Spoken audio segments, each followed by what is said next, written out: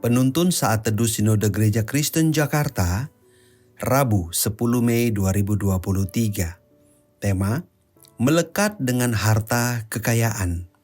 Nats Alkitab terambil dari Matius 19 ayat 16-22. Ada seorang datang kepada Yesus dan berkata, "Guru, perbuatan baik apakah yang harus kuperbuat untuk memperoleh hidup yang kekal?" Jawab Yesus, "Apakah sebabnya engkau bertanya kepadaku tentang apa yang baik? Hanya satu yang baik, tetapi jikalau engkau ingin masuk ke dalam hidup, turutilah segala perintah Allah." Kata orang itu kepadanya, "Perintah yang mana?" Kata Yesus, "Jangan membunuh, jangan berzina, jangan mencuri, jangan mengucapkan saksi dusta. Hormatilah ayahmu dan ibumu, dan kasihilah sesamamu manusia seperti dirimu sendiri." Kata orang muda itu kepadanya, "Semuanya itu telah kuturuti, apalagi yang masih kurang?" Kata Yesus kepadanya, "Jikalau engkau hendak sempurna, pergilah, jualah segala milikmu, dan berikanlah itu kepada orang-orang miskin, maka engkau akan beroleh harta di surga. Kemudian datanglah kemari dan ikutlah aku." Ketika orang muda itu mendengar perkataan itu, pergilah ia dengan sedih, sebab banyak hartanya. Penyair bernama Arne Garboch berkata, "Anda bisa beli makanan, tapi bukan nafsu makan. Obat tapi bukan kesehatan. Tempat tidur nyaman, tapi bukan tidur nyenyak. Pengetahuan, tapi bukan kebijaksanaan. Perhiasan, tapi bukan kecantikan. Kemewahan, tapi bukan kehangatan. Kesenangan, tapi bukan kebahagiaan. Kenalan, tapi bukan sahabat.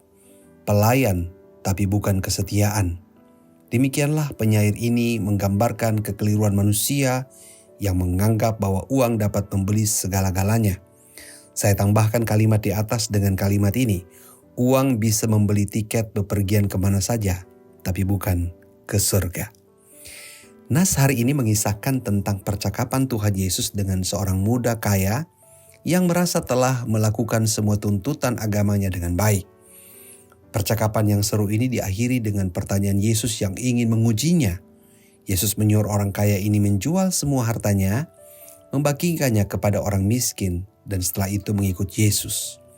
Sungguh tak terduga, orang yang sebelumnya menyatakan dirinya telah melakukan tuntutan agamanya dengan baik, ternyata tak sanggup mendengar pertanyaan ujian Yesus. Dalam kesedihan, ia pergi meninggalkan Tuhan Yesus sebab banyak hartanya. Ternyata harta orang muda ini menjadi penghalang dirinya untuk mengikut Yesus. Tampaknya ia mau mengikut Yesus, tapi ia tidak mau meletakkan kuasa atas harta kekayaannya di bawah otoritas Yesus. Saat Yesus menyuruhnya menjual harta dan membagikan hasil penjualan itu kepada orang miskin, sesungguhnya Yesus hanya ingin melihat kesungguhan perkataannya. Orang muda ini lebih berpihak pada hartanya ketimbang memikirkan untuk menjadi murid Yesus. Uang atau harta telah dijadikan sebagai penentu masa depan, bahkan mungkin sebagai penentu hidup dan mati orang muda ini. Saudara-saudara, tak sedikit orang yang mengaku ingin mengikut Yesus atau menjadi muridnya, namun enggan meletakkan harta kekayaannya di bawah otoritas Kristus. Sesungguhnya menjadi murid Kristus adalah sebuah penyerahan totalitas hidup, termasuk semua kepemilikan orang percaya. Artinya bahwa 100% hidup orang percaya adalah milik Allah. Pada saat kita menggenggam kuat harta dan kekayaan di bawah otoritas kita, maka kita hanya menyerahkan separuh hidup ini kepada Allah. Tak heran, banyak orang termasuk orang Kristen yang mengalami kekhawatiran pada saat sedang memiliki banyak harta kekayaan. Semakin banyak harta kekayaan, semakin takut kekurangan, apalagi kehilangan harta kekayaan. Ini bisa jadi sama dengan kehilangan pegangan hidup. Kiranya kita menjadi orang percaya yang menyerahkan seluruh hidup kita di bawah otoritas Kristus. Menjadi murid Kristus sama dengan meletakkan seluruh hidup, termasuk harta kekayaan, di bawah otoritas Kristus. Tuhan Yesus memberkati.